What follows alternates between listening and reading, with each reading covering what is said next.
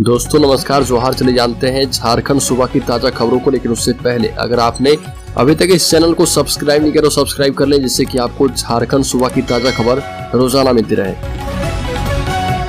सबसे पहली बड़ी खबर लोकसभा चुनाव को लेकर आई है। लोकसभा चुनाव यदि आज हो जाए तो झारखंड में किस गठबंधन की सबसे ज्यादा सीटें आएंगी, इसको लेकर सर्वे किया गया है। लोकसभा चुनाव 2024 को अब एक साल से भी कम समय बचा है और इस बीच तमाम राजनीतिक दल अपनी तैयारियों में जुटी है। ऐसे में झारखंड में भी इस बार लोकसभा चुनाव से पहले सियासी हलचल तेज है।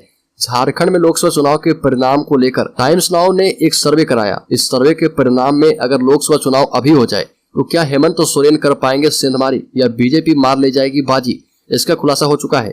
बता दें कि इस सर्वे में बीजेपी को बढ़त मिलती दिख रही है। इस बार लोकसभा चुनाव को लेकर झारखंड बीजेपी के प्रदेश अध्यक्ष बाबूलाल मरांडी और सीएम हेमंत सोरेन सुर्खियों में है। नए सर्वे के मुताबिक 14 सीटों में से 10 से 12 सीटों पर बीजेपी के जीतने की संभावना जताई गई है। बड़ी खबर मणिपुर की घटना पर झारखंड में तीखी प्रतिक्रिया, संगठनों ने बनाई मानव श्रृंखला। कांग्रेस ने भी की प्रेस कॉन्फ्रेंस। मणिपुर में 2 आदिवासी महिलाओं से गैंगरेप के बाद उनको निर्वस्त्र कर घुमाने और उन्हें प्रताड़ित किए जाने की घटना का झारखंड में भी जोरदार विरोध हो रहा। सामाजिक संगठनों ने मणिपुर की पीड़ित महिलाओं को न्याय दिलाने के लिए मानव श्रृंखला बनाई, तो कांग्रेस की महिला सांसदों और विधायकों ने सभी प्रमंडलों में प्रेस कॉन्फ्रेंस करके इस घटना का विरोध किया। राजधानी रांची में मेन रोड से काटाटोली चौक तक मानव श्रृंखला बनाई गई। इसमें विभिन्न आदिवासी संगठनों के साथ साथ अन्य जाति धर्म के लोग भी शामिल थे। सभी वर्गों के सामाजिक कार्यकर्ताओं ने शांतिपूर्ण एवं लोकतांत्रिक तरीके से मणिपुर में हुई विभत्स घटना के खिलाफ अपना विरोध दर्ज करवाया। बड़ी खबर देवघर में बिना काम किए शिक्षकों को कर दिया 3 करोड़ का भुगतान, अब वसूली में छूट रहे पसीने। देवघर जिले के प्राइमरी स्कूलों में पुनर्नियुक्त 10 सहायक शिक्षकों को नियम के विरुद्ध सेवा मुक्त अवधि का करीब 3 करोड़ रुपए भुगतान कर दिया गया, जिसे वसूलने में डीएससी कार्यालय के पसीने छूट रहे। मामले में जिला शिक्षा अधीक्षक देवघर के द्वारा 29 मार्च 2023 को कार्यालय आदेश जारी कर वेतन भुगतान के आदेश को तत्काल प्रभाव से निरस्त करते हुए वेतन भुगतान की राशि को 48 घंटे के अंदर चालान के माध्यम से कार्यालय में जमा करने का आदेश दिया गया था। इसके बाद जिला शिक्षा अधीक्षक के द्वारा रिपोर्ट तलब की गई थी। बड़ी खबर 5 साल से परफॉर्मेंस नहीं देने वाले अस्पतालों और लापरवाह डॉक्टरों पर होगी कार्रवाई। स्वास्थ्य मंत्री बन्ना गुप्ता का बड़ा निर्देश, झारखंड में स्वास्थ्य व्यवस्था को दुरुस्त करने के प्रति सरकार संवेदनशील और गंभीर है। झारखंड कैसे स्वस्थ और समृद्ध बने, इसके लिए सरकार लगातार प्रयास कर रही है। अब खराब परफॉर्मेंस वाले वैसे सरकारी अस्पताल जो 5 सालों से स्वास्थ्य सेवाएं नहीं दे रहे, उन पर शिकंजा कसेगा। उन अस्पतालों को चिन्हित करके वहां की सेवाओं को दुरुस्त किया जाएगा। वहीं जो लापरवाह कर्मी एवं चिकित्सक हैं, उन पर कार्रवाई होगी। बन्ना गुप्ता ने कहा कि गरीबों को उनके गांव पंचायत में ही सस्ती दवा उपलब्ध हो, इसके लिए सरकार हर पंचायत में दवा दुकान खोल रही है। सरकार की कोशिश होगी कि इन दवा दुकानों में जेनरिक दवाएं उपलब्ध रहे। बड़ी खबर 28 जुलाई से 4 अगस्त तक चलेगा मानसून सत्र। झारखंड विधानसभा के मानसून सत्र की घोषणा हो चुकी है। सदन का कार्यकाल 28 जुलाई से शुरू हो रहा या 4 अगस्त तक चलेगा। सदन संचालन के कार्यक्रम जारी हो चुके हैं। वहीं मुख्यमंत्री के पास जो विभाग है, उनसे संबंधित सवालों के जवाब देने के लिए मंत्रियों के नाम की घोषणा हो चुकी है। इस बार के मानसून सत्र में बिना निर्वाचित हुए मंत्री बनी बेबी देवी भी शामिल होगी। उनके हिस्से उत्पाद विभाग है। वहीं मानसून सत्र को लेकर पक्ष और विपक्ष दोनों पूरी तरह से तैयार है। मुख्यमंत्री के विभागों से जुड़े सवालों का जवाब देने की जिम्मेदारी 7 मंत्रियों को दी गई है। बड़ी खबर राज्य के खूंटी जिले में किसान की गोली मारकर हत्या। खेत से काम कर लौट रहा था घर, ताबड़तोड़ फायरिंग में हुआ घायल, रिम्स में ले जाने के दौरान मौत। ताबड़तोड़ फायरिंग कर खूंटी जिले के मारंग हादा गांव के एक किसान की हत्या कर दी गई। मरने वाले का नाम चमरा मुंडा है। घटना मारंग हादा थाना क्षेत्र के काड़े तुबित में घटी है। बताया जा रहा कि किसान चमरा मुंडा खेत से काम कर देर शाम घर लौट रहे थे।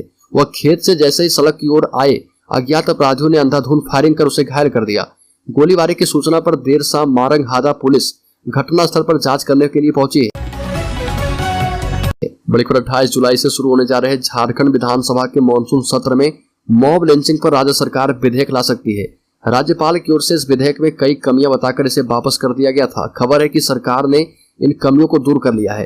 कैबिनेट से मंजूरी मिल चुकी है। इसी बीच पूर्व सीएम और भाजपा के प्रदेश अध्यक्ष बाबूलाल मरांडी ने इसे लेकर सरकार की मंशा पर सवाल उठाए। साफ तौर पर कहा कि आखिर मुख्यमंत्री जी इस विधेयक के लिए इतना व्याकुल क्यों हैं?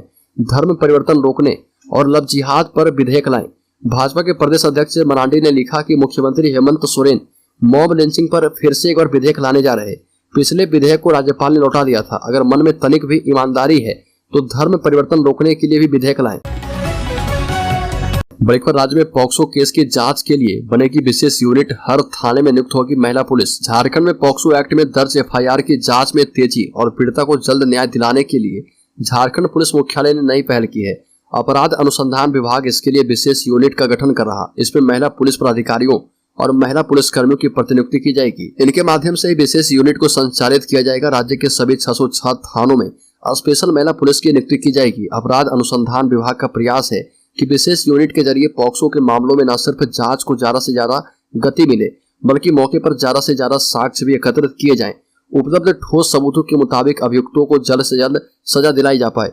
राज्य पुलिस का मानना है कि लैंगिक अपराध के पीड़ितों की साइकोलॉजिकल काउंसलिंग के लिए ऐसी महिला पुलिस पदाधिकारी और कर्मियों की आवश्यकता है जो पीड़ित बच्चों को देखकर घबराए नहीं। बड़ी खबर, पूर्व डिप्टी मेयर नीरज सिंह समेत 4 लोगों की हत्या का षड्यंत्र रचने के आरोप में 6 साल से ज्यादा अवधि से जेल में बंद पूर्व भाजपा विधायक संजीव सिंह का इलाज एवं जांच को लेकर अभी भी चिंता बरकरार है। एसएनएमसीएच के अधीक्षक ने संजीव सिंह को इलाज के लिए जहां रांची रिम्स भेजने की दोबारा अनुशंसा की है, वहीं सिविल ने जेल अधीक्षक को रिपोर्ट देते हुए कहा कि संजीव सिंह की बीमारी का इलाज एवं जांच की व्यवस्था सरकारी अस्पतालों में नहीं है। यह व्यवस्था प्राइवेट में धनबाद के एशियन जलान एवं असरफी अस्पताल में उपलब्ध है। वहीं संजीव सिंह की ओर से दाखिल आवेदन में एसएनएमसीएच के अधीक्षक पर बाहरी पक्ष से मिलकर काम करने का आरोप लगाया गया। आवेदन में कहा गया कि राज्य सरकार से मिलकर अधीक्षक सरकारी अस्पताल में संजीव सिंह को मारना चाहते हैं। बड़ी खबर, चारा घोटाले के सबसे बड़े मामले में 28 अगस्त को फैसला। 27 साल चली सुनवाई के दौरान 62 आरोपितों की मौत हो चुकी है। अरबों रुपए के बहुचर्चित चारा घोटाले मामले में रांची स्थित सीबीआई की विशेष कोर्ट 28 अगस्त को फैसला सुनाएगी। 27 साल चली सुनवाई के दौरान इस मामले के 62 आरोपितों की मौत हो चुकी है। यह चारा घोटाला का सबसे बड़ा मामला है जिसमें 192 लोगों के खिलाफ प्राथमिकी दर्ज कराई गई थी। चारा घोटाले के सबसे बड़े मामले में 28 अगस्त को फैसला आएगा। रांची के डोरंडा कोषागार से करीब 36 करोड़ रुपए अवैध निकासी से जुड़े इस RC 48 से 96 मामले में सीबीआई के विशेष कोर्ट न्यायाधीश विशाल श्रीवास्तव की कोर्ट में दोनों ओर से बहस पूरी हो चुकी है। सुनवाई पूरी होने के बाद कोर्ट ने फैसला सुरक्षित रख लिया है। बड़ी खबर, राज्य में पेपर लीक करने वालों को 10 साल की सजा, 1 करोड़ का लगेगा जुर्माना। झारखंड सरकार लाएगी नकल विरोधी कानून। प्रतियोगिता परीक्षाओं में पेपर लीक की घटनाओं और नकल रोकने के लिए राज्य सरकार नकल विरोधी कानून बना रही है। इसके लिए विधानसभा के मानसून सत्र में विधेयक लाने की तैयारी है। राजस्थान, गुजरात एवं उत्तराखंड की तर्ज पर कानून निर्माण का प्रस्ताव तैयार किया गया है। प्रस्ताव में पेपर लीक करने का दोषी पाए जाने पर 10 वर्षों का कारावास और 1 करोड़ रुपए तक का जुर्माना लगाकर दंडित किया जा सकता है। परीक्षाओं में नकल करने का दोषी पाए जाने पर संबंधित विद्यार्थी को भी 3 वर्ष तक के कारावास का प्रावधान किया जा रहा। दोषी छात्र पर 1 लाख रुपए तक का अर्थदंड और अगले 2 वर्षों तक परीक्षाओं में शामिल होना प्रतिबंधित करने का दंड भी दिया जा सकता है। कैबिनेट की आगामी बैठक में इस प्रस्ताव पर मुहर लगाई जा सकती है। बड़ी खबर, राजधानी रांची से एक दिल दहला देने वाली घटना सामने आई है, जहां पर एक सनकी प्रेमी ने अपने प्रेमिका के मुंह में गोली मार दी। प्रेमिका लड़की की हालत गंभीर बताई जा रही है। लड़की का इलाज राजधानी के सबसे बड़े अस्पताल रिम्स में चल रहा। जानकारी के मुताबिक सनकी आशिक ने पहले लड़की को गोली मारकर अस्पताल में भर्ती करके फरार हो गया। आरोपी सनकी प्रेमी झारखंड के लोहरदगा का रहने वाला है। वहीं लड़की लातेहार की रहने वाली है। लड़की की गंभीर हालत को देखते हुए रिम्स के डॉक्टरों की एक टीम बेहतर इलाज में जुट गई है। पूरे मामले को लेकर घायल की बहन सीता कुमारी ने मीडिया को बताया कि उनकी बहन को संदीप कुमार ने गोली मारी है। गोली मारने के बाद प्रेमी ने अस्पताल में भर्ती करके फरार हो गया। बड़ी खबर, झारखंड की आधी जनसंख्या को बसों में मिलेगा मुफ्त यात्रा का लाभ। मुख्यमंत्री ग्राम गाड़ी योजना के तहत राज्य सरकार ग्रामीण इलाकों में एक बड़ी आबादी को मुफ्त यात्रा का तोहफा देने की योजना पर काम कर रही है।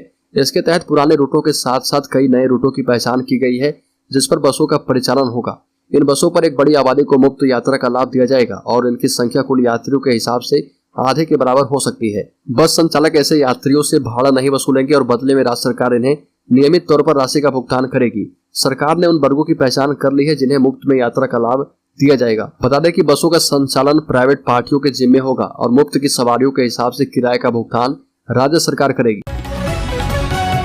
बड़ी खबर, झारखंड के इस शहर में तेजी से बढ़ रहे कंजक्टिविटिस के मरीज। ये है लक्षण और बचाव। शहर में इस समय बरसात एवं गर्मी के कारण कई तरह की बीमारियां फैल रही है। इसमें कंजक्टिवाइटिस भी इन्हीं बरसाती बीमारियों में से एक है जो आंखों को संक्रमित कर रहा। इसको जय बांग्ला भी कहा जाता है। इस बीमारी से बच्चों से लेकर बड़े तक शिकार हो रहे। एमजीएम और सदर अस्पताल में प्रतिदिन 10 से 20 मरीज इलाज कराने के लिए ओपीडी में पहुंच रहे।